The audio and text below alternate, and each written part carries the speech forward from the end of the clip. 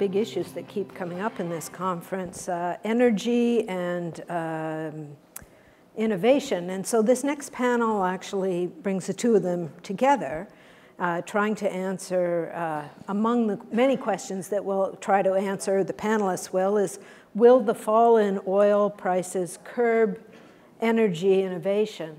Now, this is going to end up to be a really broad topic because, you know, we can talk about where oil prices are going. We've got surveys like the International Energy Association saying that they might not start to rise until 2020. Then we've got this Policy Horizons paper. I don't know how many of you saw it that came out. It was a draft paper from the government saying that maybe oil demand is going to disappear a lot faster than people are originally thinking about. So we want to look at you know, what effect the oil price slump has had on innovation, whether it's a good thing or a bad thing. And I just want to welcome Jessica McDonald, Andrew Leach, Alex Lasky, and Celine Bach, who are all going to talk about this from slightly different perspectives and bring their own perspective to it. I'd also like to remind you that at the end, when I open it up for questions, you can pose, in fact, we encourage you to pose questions through the app, which I understand is working now. So if you have a question that comes up, you know, as we're going along, please pose it through the app, and I will look at them on the screens as we get to the Q&A period. So with that, I'd like to start with Andrew Leach.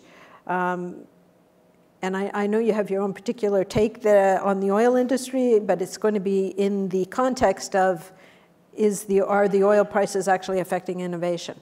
Over to you. Absolutely. I think in a number of ways. I think the biggest one that you see the push right now is just to get costs down. And those costs come in a number of ways. One of them is energy costs, but simply supply chain, the actual process of constructing projects. So when we're talking about, I saw somebody yesterday saying, oh, who cares about $50 oil? Our break-even costs are 70. Well, those break-even costs aren't 70 anymore. They're 50s, 55s. And we are right at that point where the prices today could sustain a really well-managed, well-executed new oil sands project, but not a poorly managed, poorly executed, low-tech oil sands project. So we are right on the cusp of some innovation. We saw the other side of the innovation in the previous oil price boom, where we saw innovations like hydraulic fracturing come forward and fundamentally change the world oil, well, first of all, the North American gas market and then the oil market. So I think you see it working both the consequences of innovation to combat high prices or in response to high prices, and now you see a new innovation story on the low price. And then you mentioned the policy horizons. Greenhouse gas policy is the last driver of that, which is you're seeing, we heard mentioned earlier this morning, Cenovus is one company that's been driving for a long time on trying to drive production, energy inputs, and emissions down as low as they can. And I think you're going to see that continue in spades right now. So is it all positive? Do you see the effect of the oil prices, or is there any sort of negative impact on innovation? Well, I think just the access to capital, that you see that retrenchment and that you don't have companies with the ability to take some of the risks. I think David Dodge earlier talked about you need to create an environment for failure, but when you're under a cash crunch or a liquidity crunch from a corporate perspective, you don't have the ability to take the big gambles to make a long-term bet when you're trying to keep lights on and cover your payroll. And so I think you're seeing some of that challenge, but the companies that have that as a priority or have had that as a priority are still there. Where you're maybe not seeing it as much is in the smaller companies, the suppliers, the service companies who are much more cash flow constrained right now that can't put that kind of innovation budget forward. Okay. So then how do you see it? Well, there's a lot of innovation going on globally in terms of renewable sources of energy. And that's actually being seen in some very material macroeconomic sectors. So the global trade in manufactured environmental goods is now at 2/3 the size of the global trade in automotive, about 2.1 trillion compared to 3.2 trillion. A lot of the innovation occurring is at the level of business models. Obviously there are cost curves that were coming down in terms of the solar and wind sources of energy, which are now in many jurisdictions lower than fossil fuels. And I expect that with the impact of our commitments under the Paris Treaty, that our requirements to further innovate and further deploy capital in renewable sources of energy is going to move the dial even more. The price of oil being what it is now is not reducing the level of innovation that we're seeing.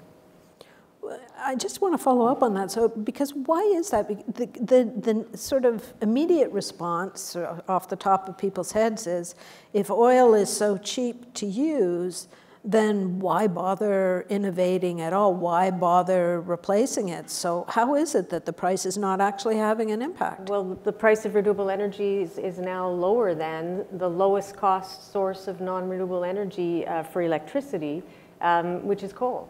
So if you look at some of the most recent projects that were allocated or awarded in the Middle East, for example, they're at 3.6 cents a kilowatt. That's lower than electricity from coal. So the two curves are no longer strictly dependent. We now have sources of energy which are lower than the cost of fossil fuel-based energy.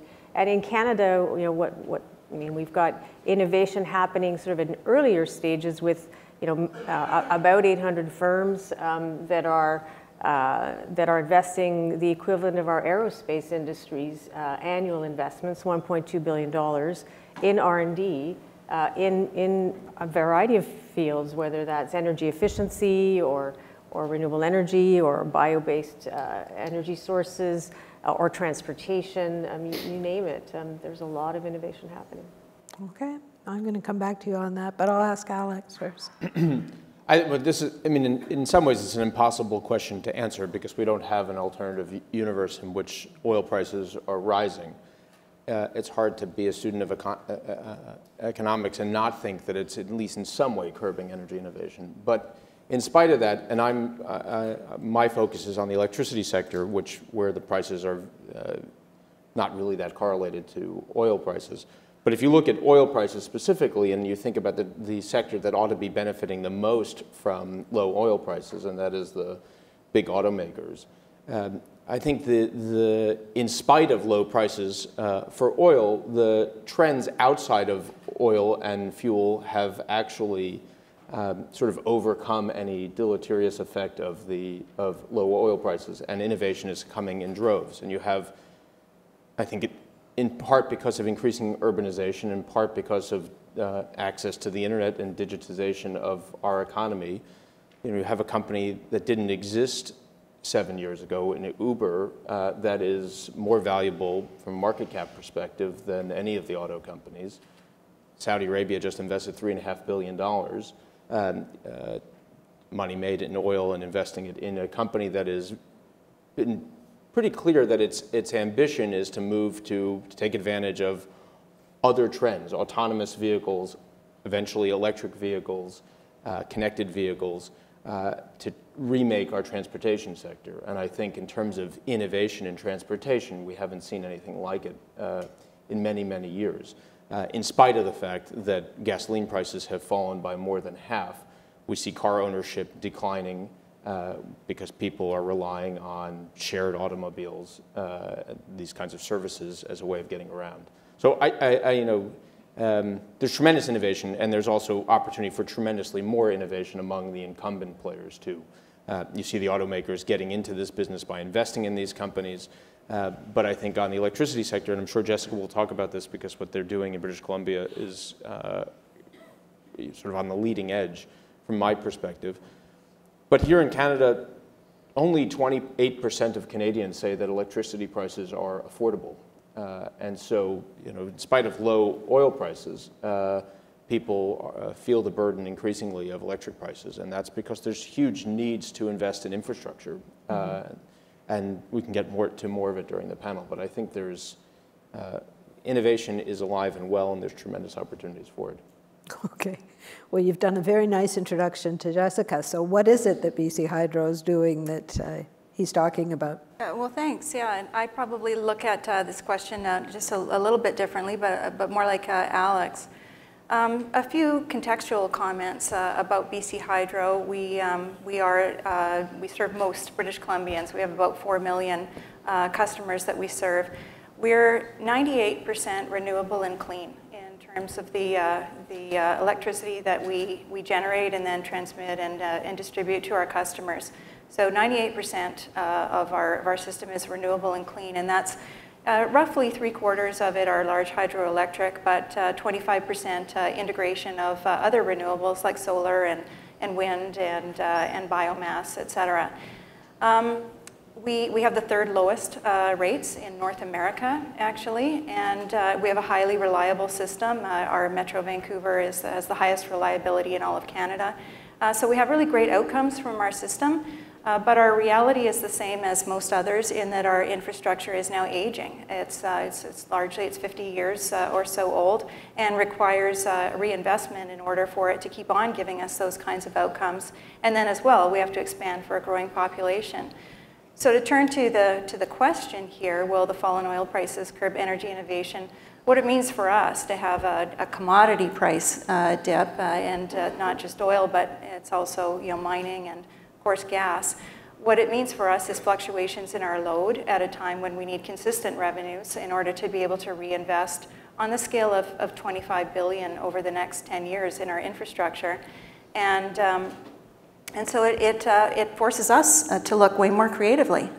Demand side management, which generally means conservation, is a huge focus for us. We're actually required to meet 2/3 of, or I should rather say 66% of our incremental new demand through conservation, and so that has been and always will be a big focus for us. But demand side management now takes on a second meaning, which is when we have demand fluctuations, looking at how to drive electrification, because our grid is almost entirely clean. Taking anything that isn't fueling itself from electricity onto electricity is a really great shift. And it's a great shift for us in terms of revenues to support infrastructure renewal, but it's also great in terms of greenhouse gas outcomes. So for us, it means working with oil and gas companies and looking at new opportunities for electrification. I could highlight Encana as a company that recently made a very important decision to sign up for 170 megawatts of grid power from us, which over the lifetime of their project equates to taking something close to 200,000 cars off the road. So really great mutual benefits. And so for us, dips in commodity prices that go on for sustained periods just mean that we have to look at things differently, but we can often meet multiple objectives. Okay. Both of you mentioned infrastructure and the need for it, and is that the biggest obstacle to more innovation in terms of the electricity, the utilities? Well, it's a reality for sure. Infrastructure renewal is an absolute requirement for us to continue to get the same benefits out of the system that I've talked about.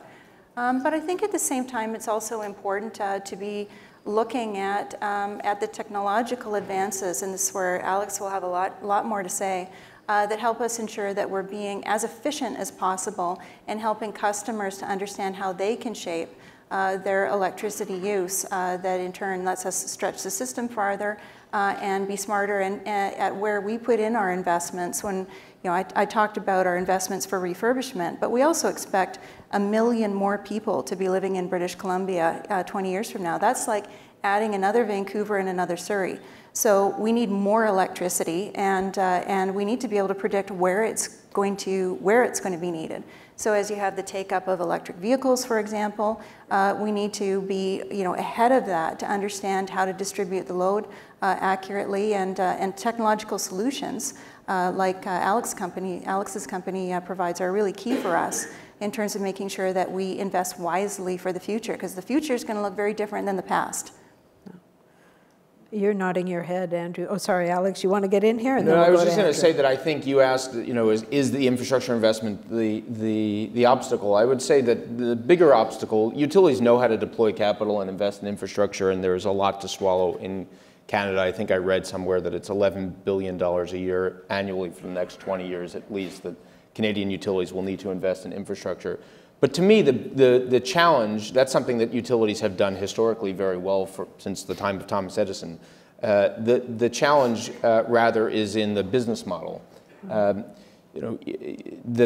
we have this great infrastructure in place and we will have more of it, and that utilities historically have been rewarded either for throughput of commodity or for investing capital. And I think the model needs to change to be one where they're rewarded and incented to manage the assets that they have efficiently and well. Jessica talked about it. What you have, as more wind and solar comes on, there will be much more volatility on the supply side, and we'll need and want our utilities to better manage the demand side to meet that volatile supply. And I think I returned to Uber, but you could talk about Airbnb. Airbnb books more rooms every night. More people sleep in Airbnb booked rooms than in Marriott and Hilton hotels combined. They don't own a single asset. Their business is in taking advantage of the existing assets and creating a clearinghouse and a market that allows people with a spare bedroom or a second home to rent out that space, much the same way that Uber takes a guy who has an empty back seat and allows you to sit in it.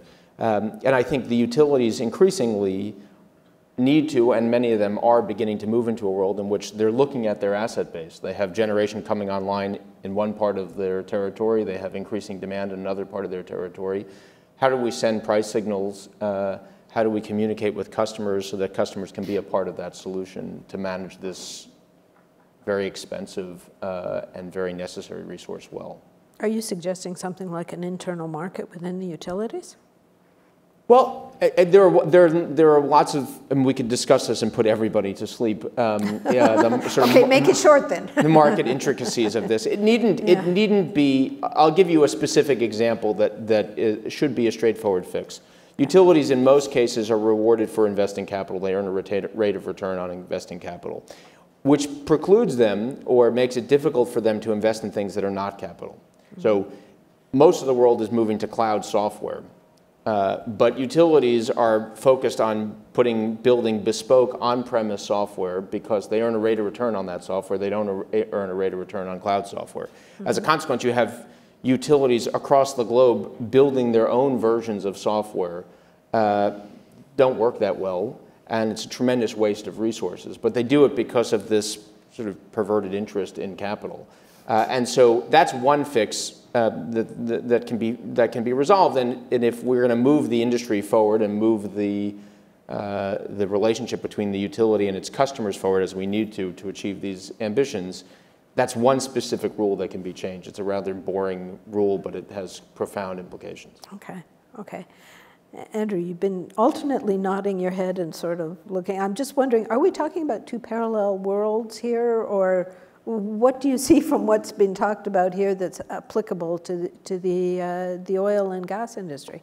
Well, yeah, I think I'd pick up on a little bit of what Alex was saying in terms of what price signals do we send and how do we allow those price signals to drive innovation. And everyone at the table has talked a little bit about renewables, so I'll cheat a little on your question and say, I think one of the important things we can do is listen to what Alex just said and make sure that we allow markets to send appropriate price signals to renewables to reward the innovation we want. And yet the push you see a lot for renewables is to disconnect them from the market, to bring them in on long-term fixed price contracts that pay for annual power or that pay for the power you generate, whatever that power is worth. And that was something we ran into a lot working in Alberta on Alberta's climate change plan was, well, yeah, you can get a lot of renewables on the system if you say the government will pay for the power whenever you generate it at a fixed rate that allows you to borrow on industrial grade credit. But you may also end up with wind power that generates a whole lot of power at a time when that power isn't needed. And so what you need are the policy environments, both within but also external to the utilities, that allow you to send a signal. Storage is another one. where what you see, for example, in California right now is what used to be their daily peak may, by the end of this decade, become one of their daily troughs because their air conditioning load correlates so well with their solar generation. So you're going to see them curtailing solar generation on rooftops to avoid grid stability problems. So you've created, by disconnecting one generator from the market, you've created problems, you've removed incentives for them to innovate on storage, et cetera, and then you're seeing the same utilities go around the other way and create incentives for storage that are, again, potentially, and Alex, you'll have a lot more to say on this probably, but again, disconnected from those market signals. So I think we need to step back and kind of, back to the spirit of your question, make sure that we allow prices to reward innovation. And we've avoided that to some degree on renewables. Right. Have we avoided it on oil and natural gas as well? Oh, sorry, you asking me? Sorry. Oh, Yes.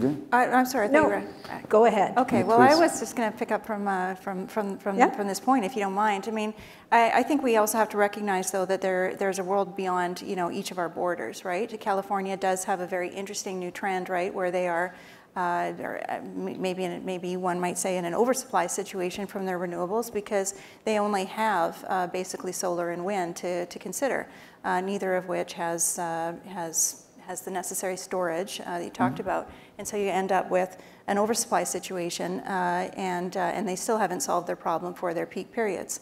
Because unless the wind's blowing dramatically, the sun has gone down, and so they need shaping.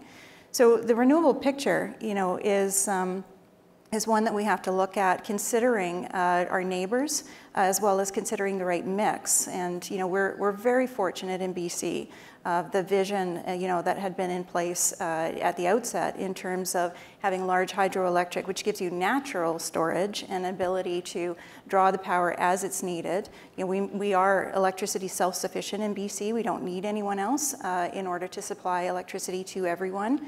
But we can trade, and we can trade opportunistically and help shape California's power. We already do trade with Alberta. There could be further opportunities in terms of helping them bridge off coal to the solution that they find best, whether that's gas and renewables in some mix.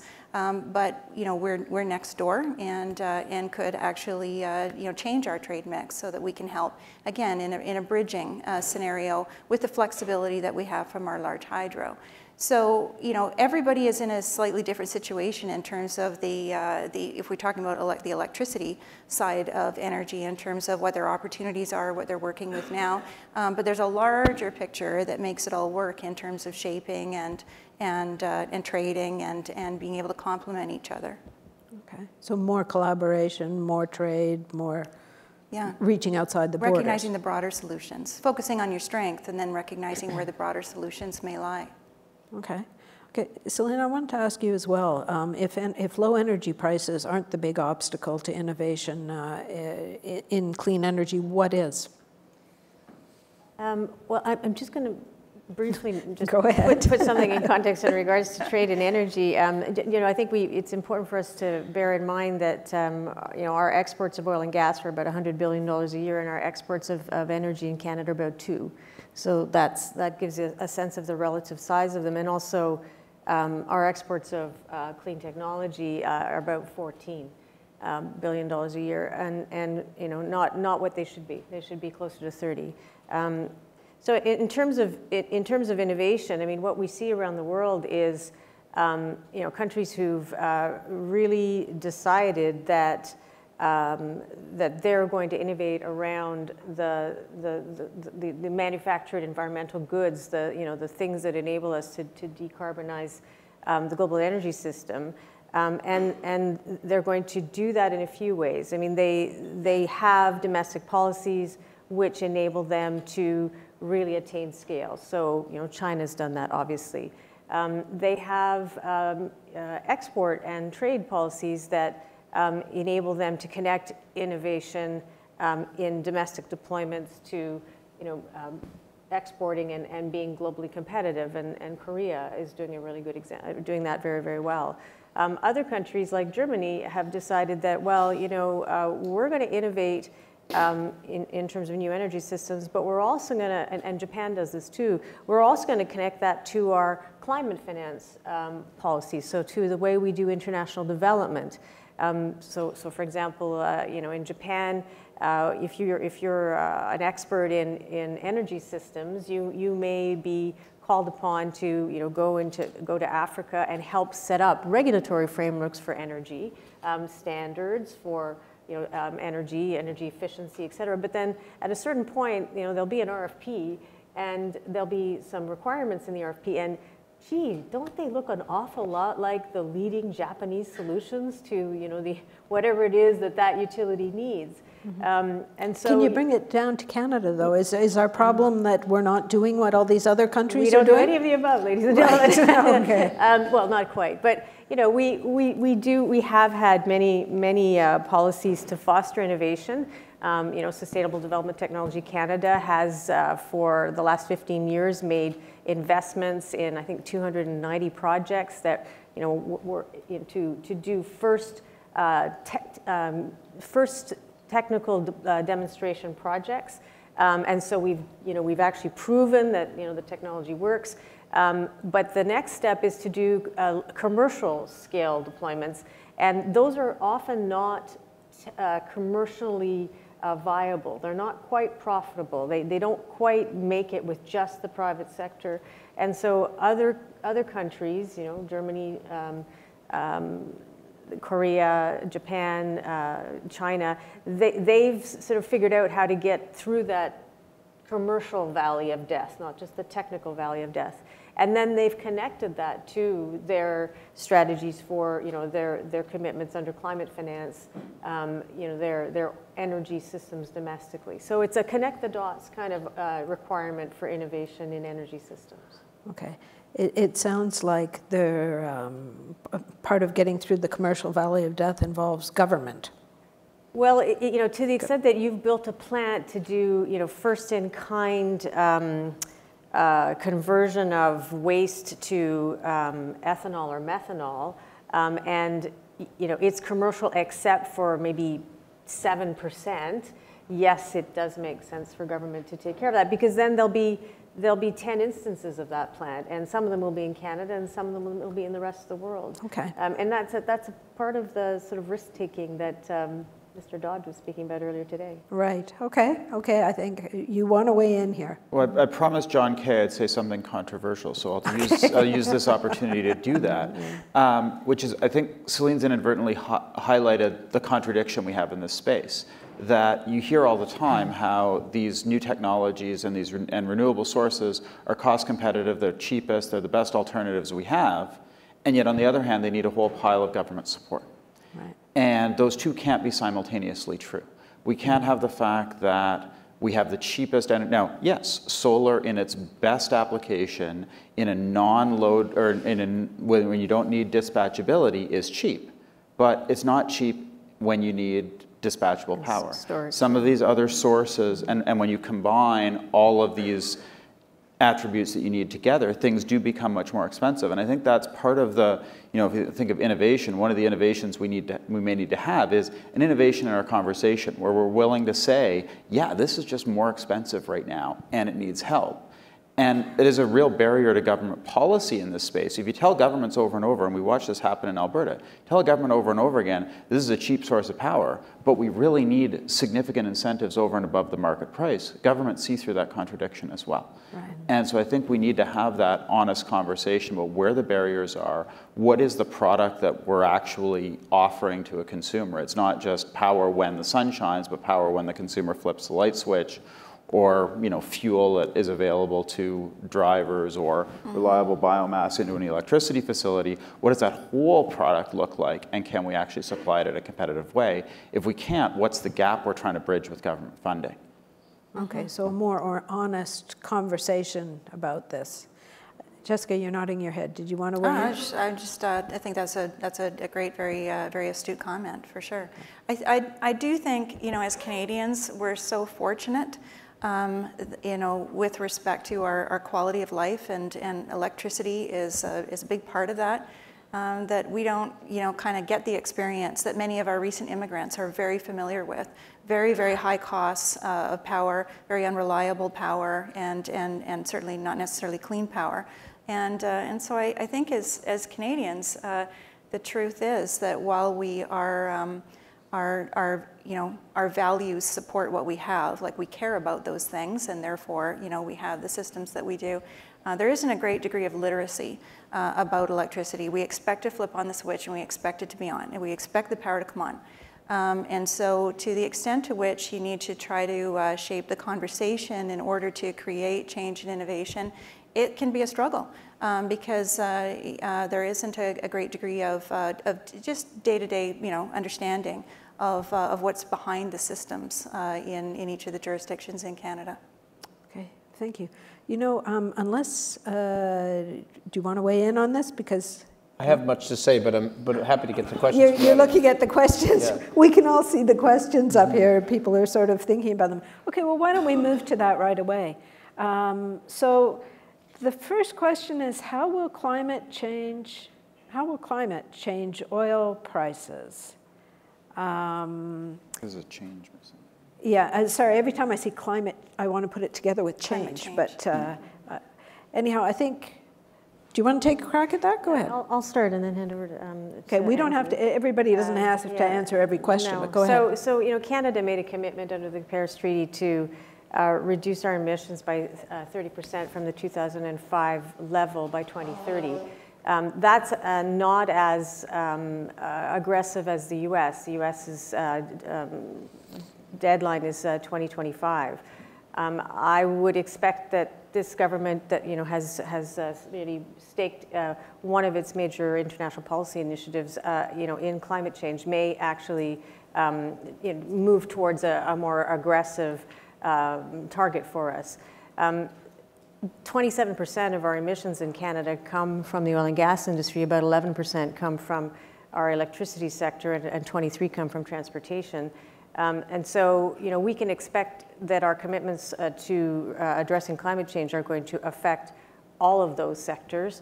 And we can expect, to the extent that we have great utilities that are producing very green electricity, we can expect that there will be in the relatively soon into the future that there'll be discussions on border carbon adjustments. Because to the extent that we produce things in this country with green electricity, and that includes oil, but also other commodities like steel and cement and iron, we're going to start seeing bilateral discussions on how what we produce, how it meets a certain climate standard in terms of the emissions intensity of the electricity that is used to make that commodity. And so climate change is going to affect oil prices by creating tiers, I believe, and those tiers will reflect the nature of the electricity that is used to make it. Okay, thank you. Did you want to say something, Andrew? Sure. I think how will climate change policy affect oil prices? I'd divide it in part. I would say how will it affect global oil markets, and then how will it affect domestic oil industry? And the answer to the first is we really don't know. And at least from an academic perspective, if you look at global energy and economy models, there is a strong contradiction. And do you have an aggressive climate change policy which drives demand down fast enough that it creates a low oil price, low oil demand environment? Or do you have climate change policy which actually pulls supply off faster than it pulls demand off, and therefore you end up with an aggressive climate change policy but a still higher oil price environment? And both stories come out in global energy economy models. For Canada, I think Celine's point is right. The bigger question, number one, is what are the world oil prices? We're kind of price takers in that world. But then what do our domestic policies look like? And there I'd take issue a little bit with Celine's point on our targets. Our targets actually relative to the US, if you rank them by what it would take to meet them, our targets are quite aggressive. And this is another conversation we don't have. That if you look at Canada's Paris commitment, if you wanted to achieve that, you'd need to take BC's carbon price, apply it nationally, but multiply it by 4 before you do it. And that's the type of stringency that you'd need to see in our domestic climate policy. You can do it with regs, you can do it with cap and trade, you can do it however you want, but you need a much more stringent policy. Same thing in the US, you could take BC's carbon price, apply it in the US as is, and you'd probably meet their targets. So I would say our targets by that measure are more aggressive. How does the government adjust those targets? How do they decide to meet them will have a big impact on our oil industry. But the last one, I think, and this was what took a lot of our focus in Alberta, is what are other jurisdictions going to do in response? You know, we tend to think of this as a large coordinated response, but everything that we've seen for our oil industry has been discriminatory one-off responses. European Union fuel quality directives, California low carbon fuel standards, the Keystone XL decision, and those probably have potential for order of magnitude larger impacts on our industry than do a change in domestic carbon policy from $30 a ton, $15 a ton in Alberta to 30, for example. So would one of the things that you'd like government to do is start having these, start leading these conversations that we don't have right now?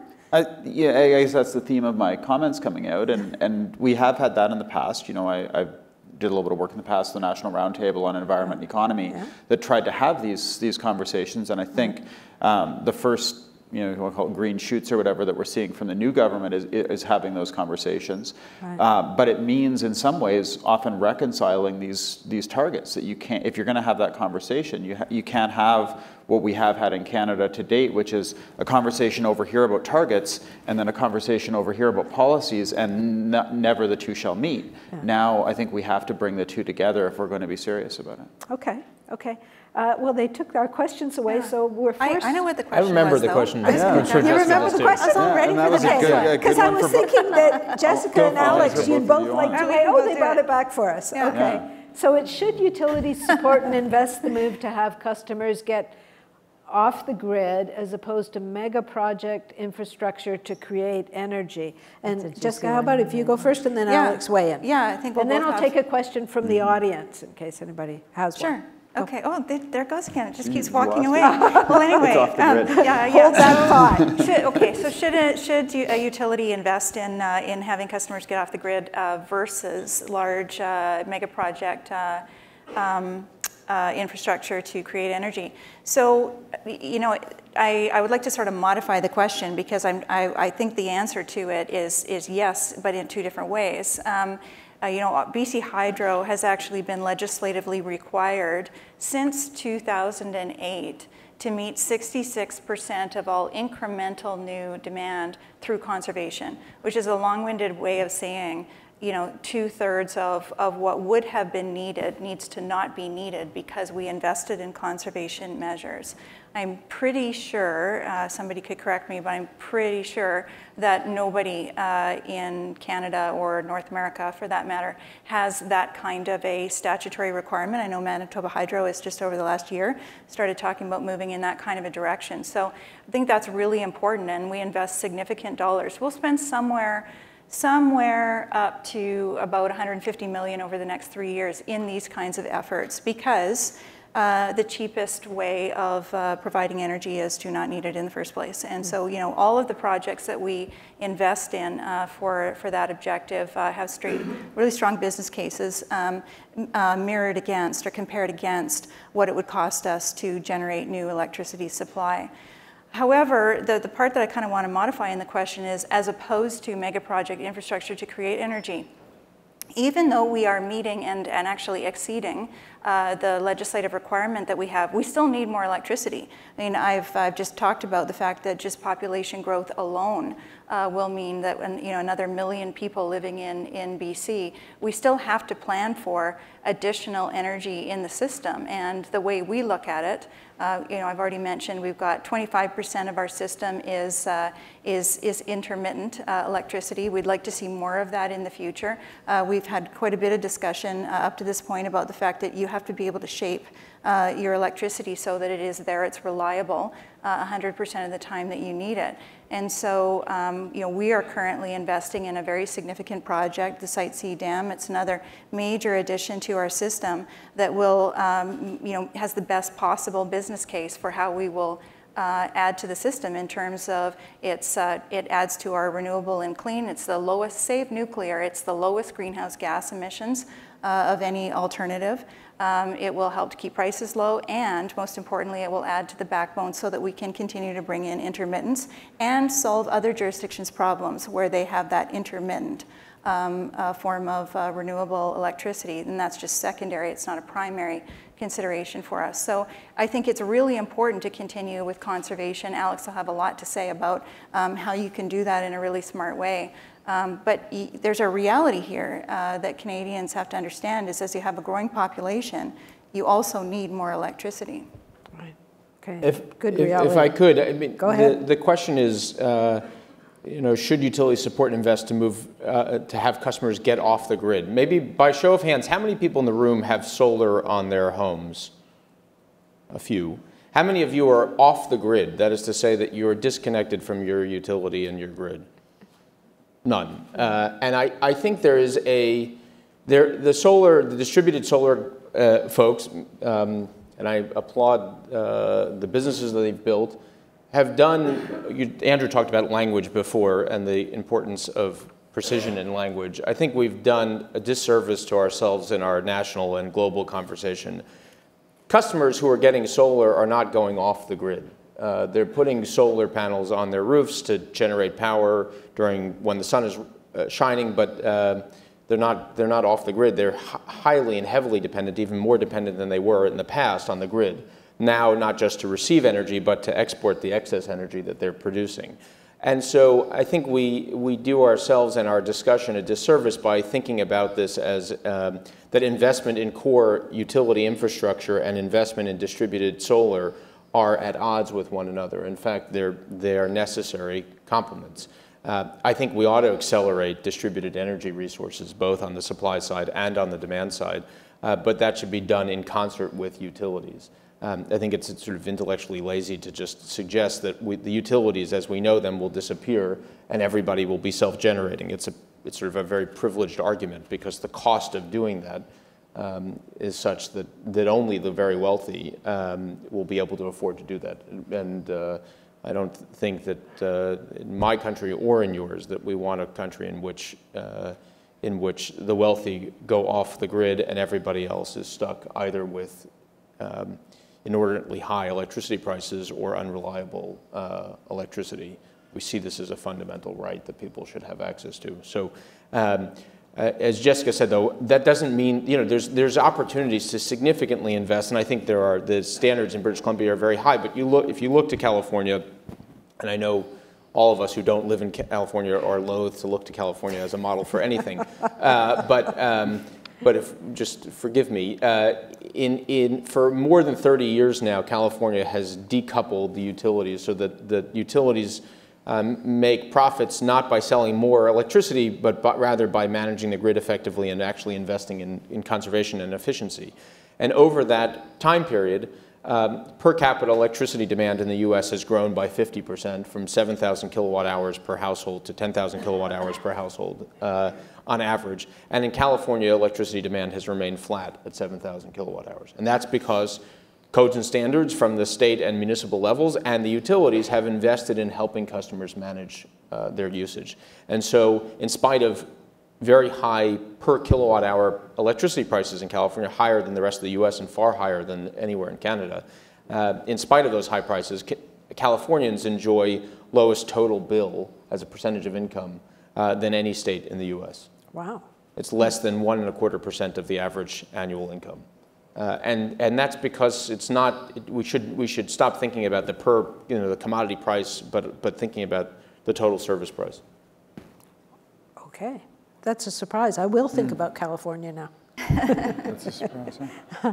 Now, we didn't cover everything that we wanted to today, but we had some very interesting ideas from this panel. And would you like to join me in thanking the panel? Thank you. Thanks.